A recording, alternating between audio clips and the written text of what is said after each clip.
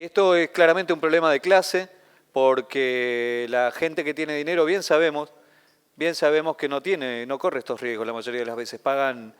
Se atienden en buenas clínicas, en lugares donde tienen todas las condiciones de asepsia, todas las condiciones, inclusive hasta secretas, si se quiere, para poder llevar adelante abortos sin ningún tipo de problema. Entonces esto es un problema que afecta esencialmente a las trabajadoras y a las mujeres pobres, a las mujeres de clase baja.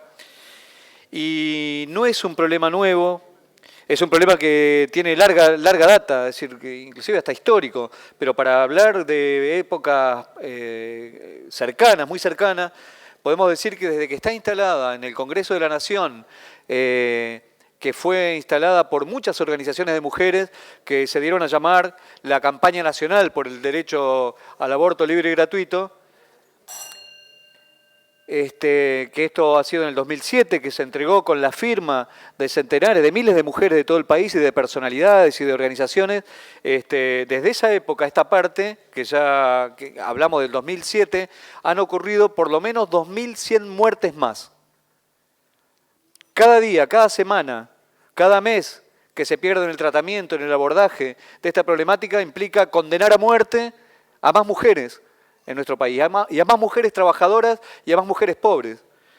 Y en esto queremos denunciar desde esta banca que no es solamente un problema filosófico, un problema de conciencia en general, un problema moral, un problema ético, como muchas veces se refiere. Acá hay un lobby expreso por parte de la Iglesia Católica y que ha puesto frenos, digamos, y lamentablemente ha ido cambiando la agenda del gobierno, inclusive en el último tiempo, porque esto inclusive se hablaba y había muchas organizaciones de mujeres que comulgaban con el kirchnerismo y que se sentían parte y tuvieron muchas expectativas en este tiempo atrás, estos años atrás, respecto de que se iba a dar ese derecho democrático a decidir sobre su propio cuerpo a toda la población femenina de nuestro país. Sin embargo, esto que parecía que pintaba en la agenda, parecía que iba a pasar, parecía que se iba a debatir, de repente se fueron cerrando las puertas y últimamente cada vez más.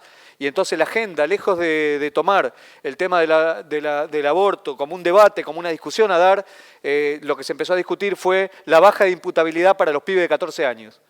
Para pibes que están egresando de la primaria, sin embargo, ya se los empieza a condenar a muerte porque van a ser víctimas legalmente del gatillo fácil en los barrios, como viene pasando en muchos lugares de nuestro país, inclusive en nuestra provincia.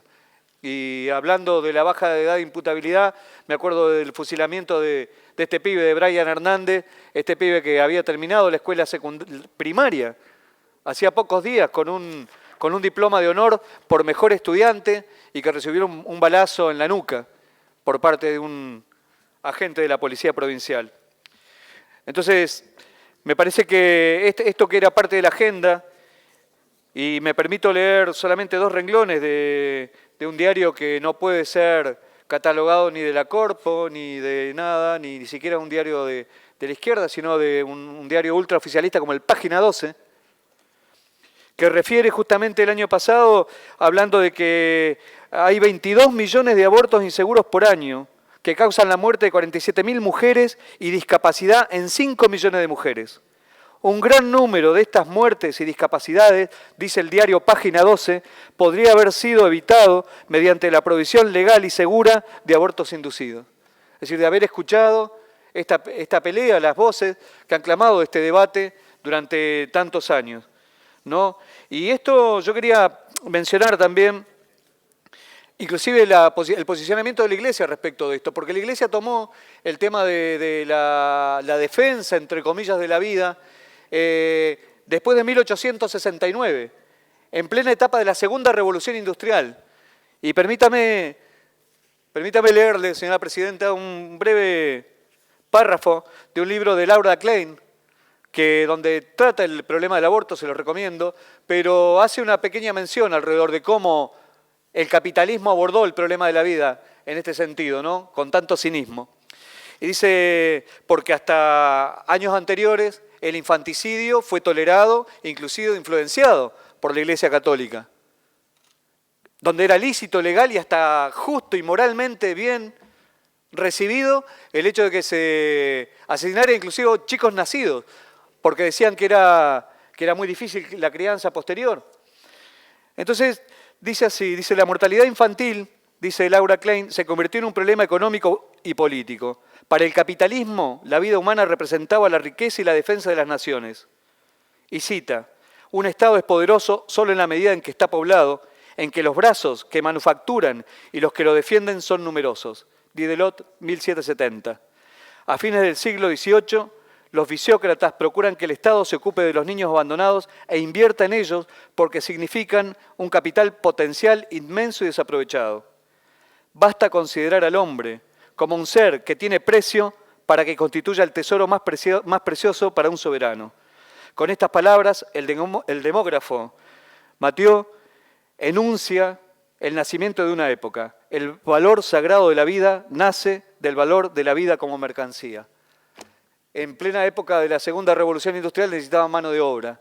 Entonces, la obligatoriedad del nacimiento y la crianza de esos pibes tenía que ver con la necesidad de mano de obra barata, no solamente para la industria en los países centrales, sino también para mandar a la semicolonia, para el trabajo casi esclavo, en muchísimos lugares en semicolonias como Latinoamérica, el Asia, el África. Por eso me parece que muchas veces se aborda esto con demasiada ligereza y pareciera un acto casi cínico, el hecho de obligar a las mujeres trabajadoras y a las mujeres pobres a que como sea tengan que alimentar. Y después, obviamente, no hay ningún plan previo, porque en última instancia el aborto es un tema altamente traumático para la mujer. Nadie lo hace por placer, y es mentira, es una falsa creencia.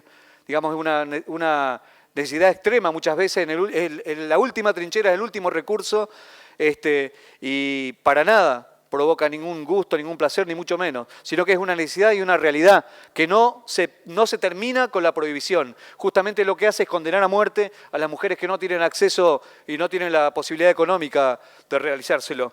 Por eso tomamos desde esta banca las demandas de muchísimas organizaciones de mujeres que dicen educación sexual para decidir, anticonceptivos para no abortar y aborto legal para no morir. Y desde esta banca eso es lo que defendemos y eso es lo que nos hubiese gustado debatir y también instar al Congreso de la Nación acompañando las movilizaciones de miles de mujeres para que esto se aborde. Respecto del tema petrolero que no voy a poder abordar, como dijimos desde un principio, todo el acuerdo con Chevron abría las puertas.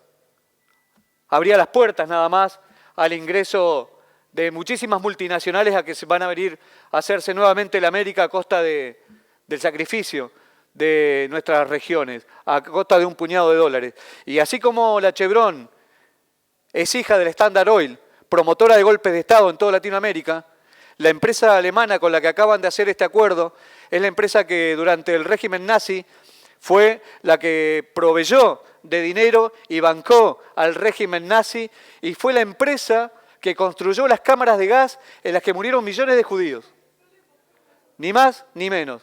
Con esa gente, con ese tipo de empresas, y no estoy juzgando moralmente a un empresario y otro, sino diciendo el rol que cumplen y el rol que van a venir a cumplir acá. Entonces, cuando se habla con tanta ligereza de los beneficios que estamos hablando de esas empresas con esa trayectoria, con ese interés del desarrollo económico. Cierre, diputado, por favor. Por eso, una vez más, decir y, bueno, remarcar nuestra oposición al acuerdo con Chevron y a esta que lamentablemente muchos hicieron campaña diciendo que estaban en contra de este acuerdo, hoy se arrodillan y vuelven a cerrar filas para cerrar un nuevo círculo y se terminó el discurso, se terminó la campaña electoral e intentan cerrar filas. Desde esta banca vamos a mantener con coherencia nuestra pelea contra estos acuerdos por lo ambiental, por lo económico y por la defensa de nuestra soberanía nacional también y de nuestros recursos naturales para que sean en beneficio de nuestro país y no de estas empresas multinacionales. Eso nada más.